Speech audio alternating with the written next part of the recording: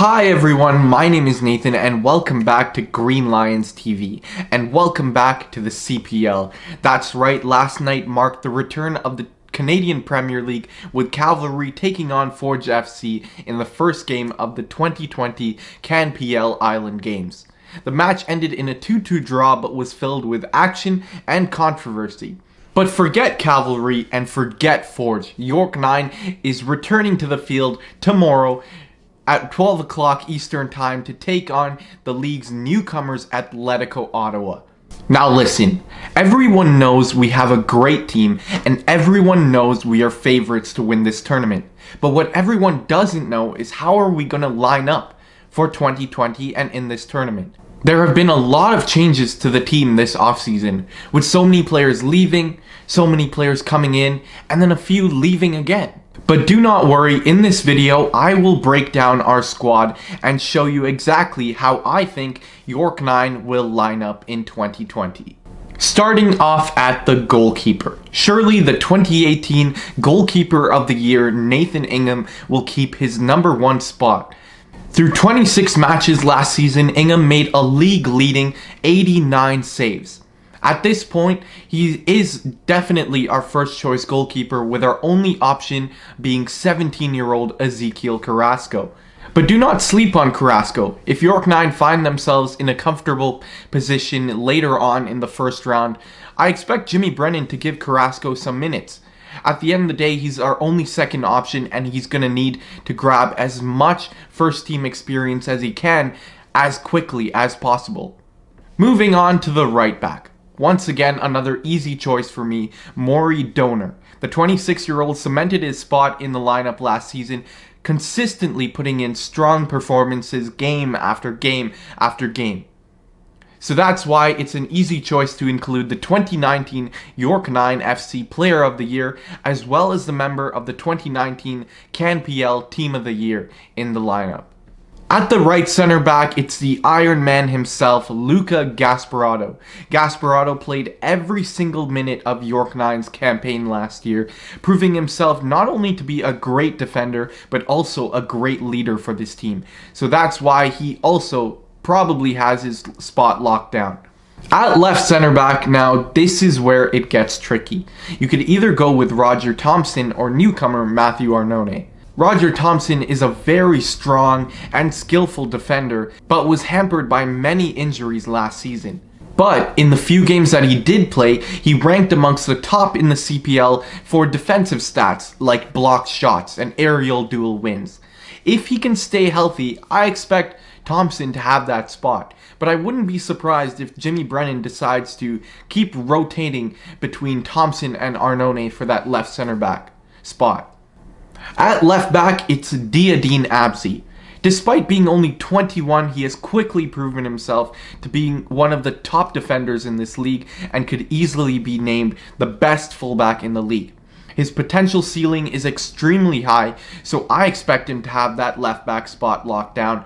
And just in case he runs into any injury troubles, we always have Japanese international Fugo Sagawa to come off the bench. At the defensive midfield spot, it's Joe Chiaro, a key box-to-box midfielder for this team, so expect him to pick up a lot of minutes.